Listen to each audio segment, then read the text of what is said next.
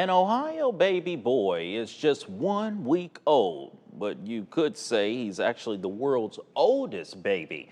That sounds confusing. ABC's Andrea Fajee introduces you to the newborn that's technically 30 years old.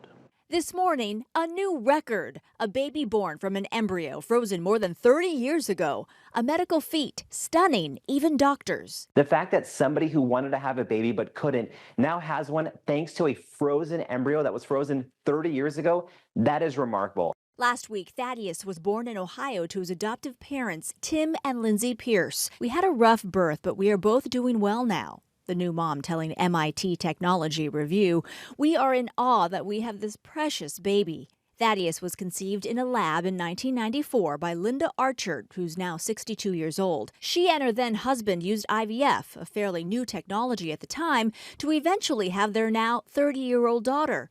But they froze 3 other unused embryos.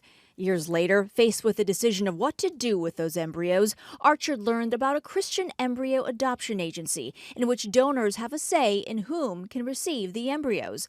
The Pierces were a perfect match.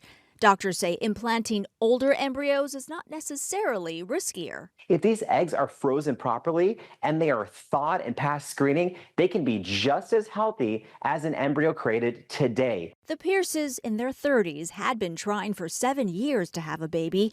They were barely 5 years old when their now son's embryo was frozen. The new mom saying, "We didn't go into it thinking we would break any records. We just wanted to have a baby." About 1 million frozen embryos are estimated to be in storage in the U.S., leaving the ethical question of what to do with them all. Such as the future fate of the embryo, who possibly owns them, is there a time limit? All of these are important ethical considerations. Baby Thaddeus's biological mom says he looks just like his 30-year-old sister did when she was a baby, and she hopes to meet him one day. Andrea Fujii, ABC News, New York. 2% of all 2024 babies born in the U.S. were the result of IVF, according to Columbia University Fertility Center.